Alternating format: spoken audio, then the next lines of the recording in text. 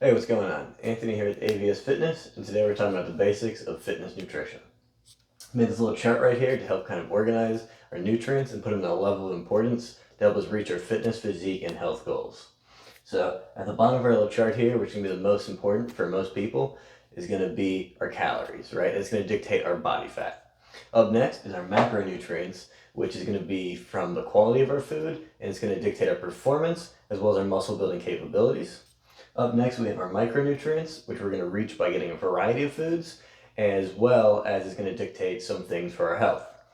Last up is going to be supplements, which are really just extra, and they're going to be the least important.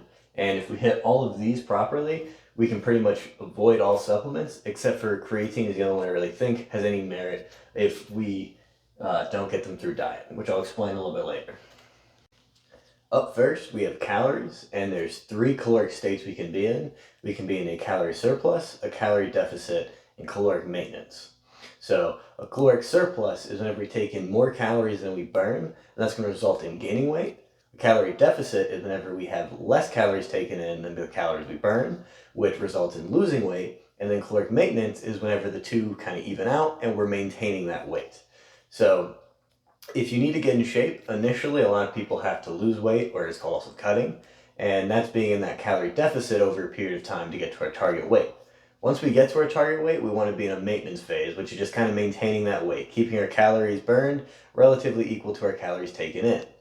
Now, being in a calorie surplus is, I don't recommend it because usually what happens is you just get fat and you kind of tell yourself you're putting on lean mass. But unless you're like, a bodybuilder who's been doing this for 3 to 5 years, if you're bulking, you're just getting fat unnecessarily. I've done it before. I don't really recommend it. I'll try to save you the hassle because you're just going to have to lose that weight again, and cutting is not very fun. So you want to kind of do it once, lock in, and be in a maintenance phase. To build your muscle, that's going to come down to your macronutrient and protein intake, which we'll talk about next. So as far as losing weight, it's calories in, calories out. If your maintenance phase is 2,000 calories, if you're in 1,500 calories a day and you are eating straight cake, you will lose weight. It may not be the healthiest thing, but you'll lose weight. And on the flip side, if you eat, chicken mixed veggies over rice, but you're eating 3,000 calories a day, you will gain weight. Sure, those are healthier, your performance is going to be better, but if you're looking to lose weight, it's calories in, calories out. So when it comes to our health and our performance and muscle building, that's going to be our micro and macronutrients, which we'll get into next. Next up is our macronutrients, and that's going to dictate our performance as well as our muscle building capabilities. So we have three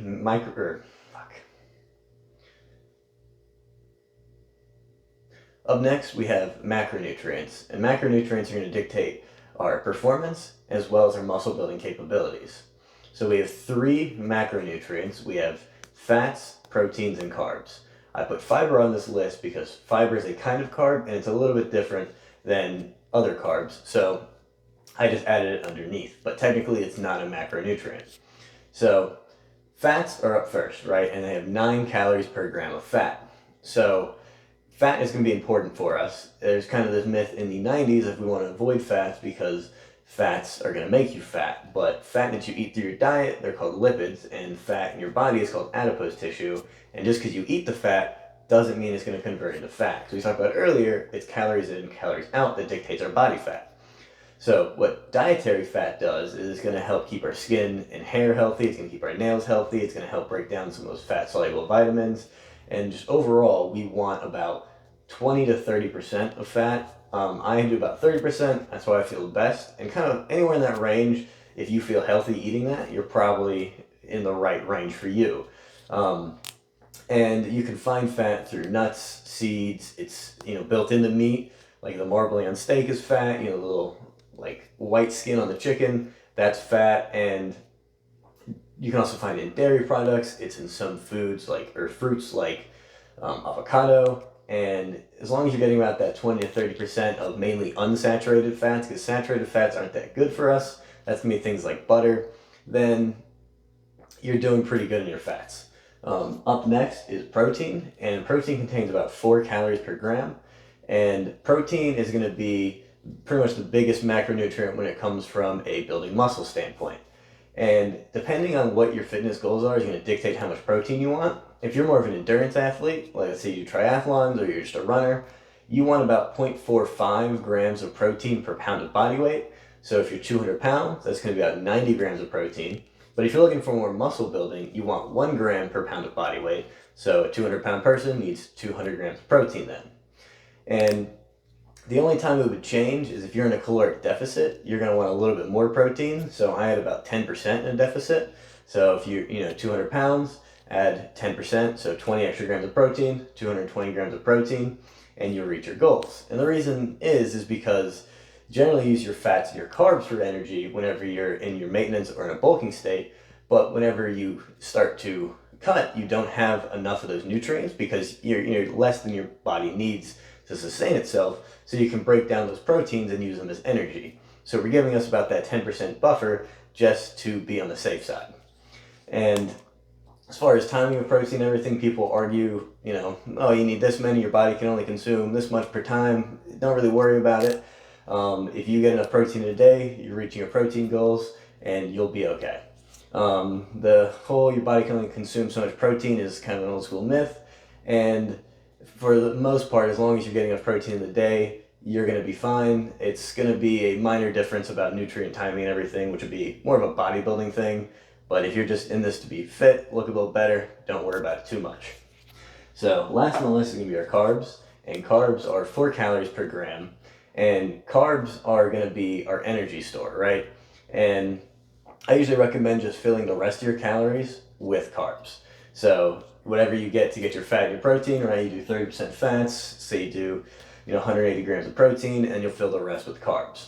And what carbs do is carbs are going to be an energy source for you. So what carbs do is they mix with water and they form what's called glycogen. That glycogen is going to be used as a short-term energy storage. So if you hear someone's like, hey, I got a race tomorrow, I'm carb loading. What they're doing is they're eating extra carbs so they can get that glycogen, so tomorrow during their race, they have extra energy. So carbs are really important. They're your friend. They're not the enemy. They're not going to cause you to gain all this weight. People kind of associate it with gaining weight because a lot of like white bread and like white grains are really tasty, and we tend to eat too much of them because they're really easy to eat. But in of themselves, they're not bad, right? It's about getting the wrong amounts that's bad.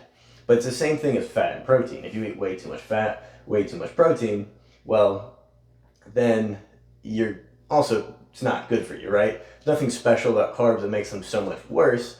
It's just generally they're a lot easier to eat. So as long as you're getting the right amounts, carbs are good.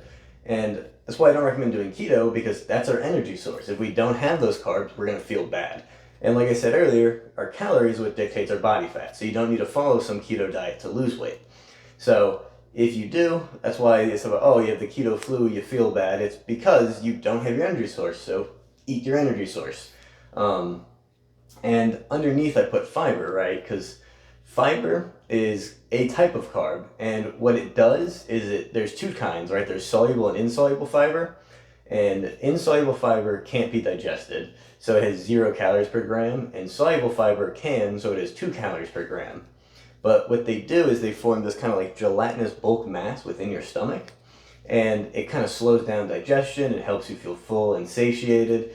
And in general, it's really good for weight loss, because if you have this fiber, it's slowing down the digestion and making you feel full, 2 things which can counteract those hungry, right? If you're really hungry and you eat those carbs, it's going to break down that food slower, make you feel full, make that hunger a little more tolerable.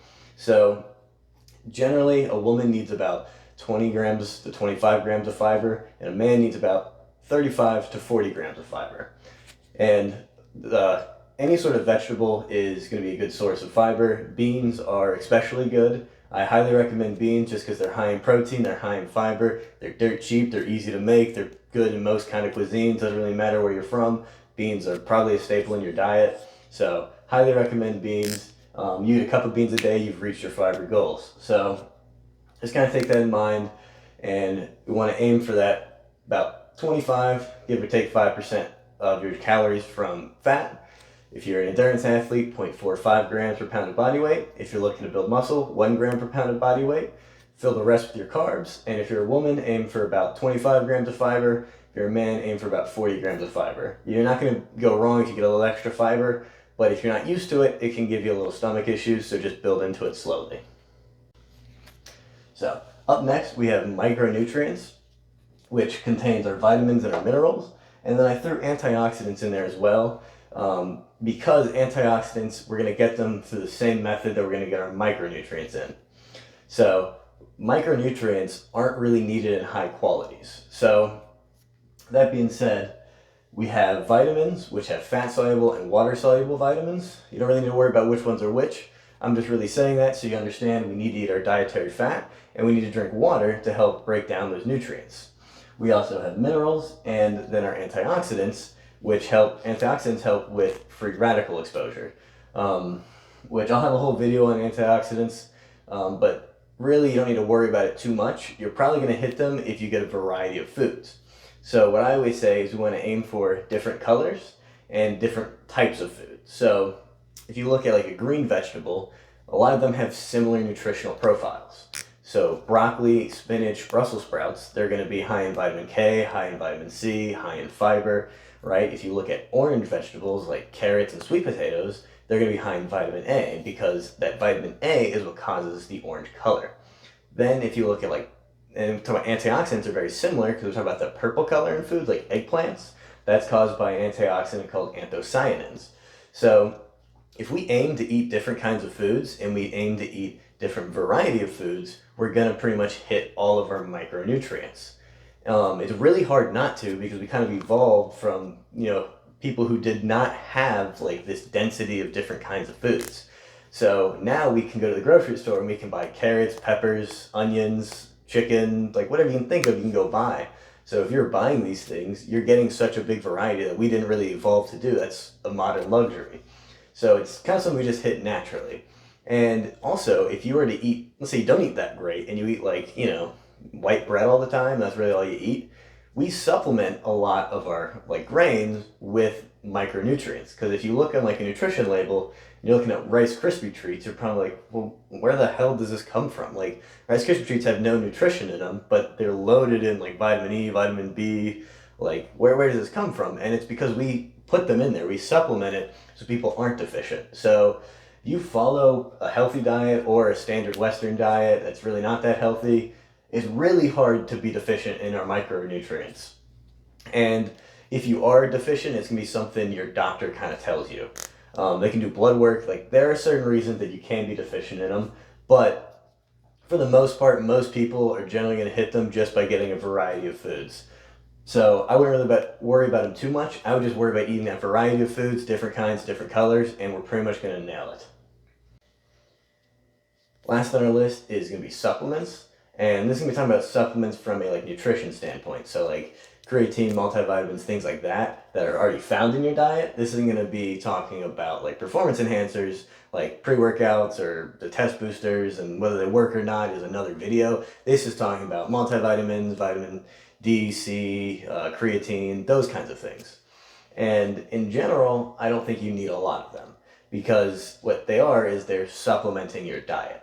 So creatine is naturally found in our diet. We get about 1 to 2 grams on average per day, and we need about 5 to 10 grams per day to fully saturate our muscles. So taking creatine, I think most everybody should. It's safe, cheap, it's been studied over and over again, it's effective. It has physical and mental benefits. I've got an article on my website I'll link below, as well as I'm going to make a video on it, and I think that pretty much everyone should take. It's not just for people who want to get bigger. It's got benefits towards things like Alzheimer's and neurological diseases, and it's good for aging and protecting your muscles as you age. But everything else, if you're getting it through your diet, you don't need it. So if you're lacking of protein, a good way to supplement extra protein, let's just say you can't get it through diet, you can get a protein powder, and it's supplementing that protein. But if you're getting enough protein through your chicken or whatever, your beans, and you're getting up to that number you want to hit, you don't need to just take a protein powder. It's only necessary as a supplement to your diet. Those multivitamins, you only need them if you're deficient in a vitamin, and that's kind of something your doctor tells you. And there's this kind of misunderstanding of people thinking if I take the multivitamins, I get healthier. But it's more of a lack of vitamins causes you to be unhealthy because it's not this linear graph, right, where like, oh, I take more and more vitamin D, I get less and less depressed. It's like I'm lacking in vitamin D, I take vitamin D, now I'm not really doing much because I've reached my level that it's effective at, and the rest is just going to be, processed through your liver, through your urine, and it's not going to just keep making your depression less and less. If you're deficient in it, it can cause depression, but if you have enough, it's not going to do much for you. So those are generally things your doctor will kind of tell you. You want to take one if you feel better about it, no problem, but just I don't want you to understand exactly what you're doing. So in general, I think take your creatine, and then whatever you're missing, you supplement it.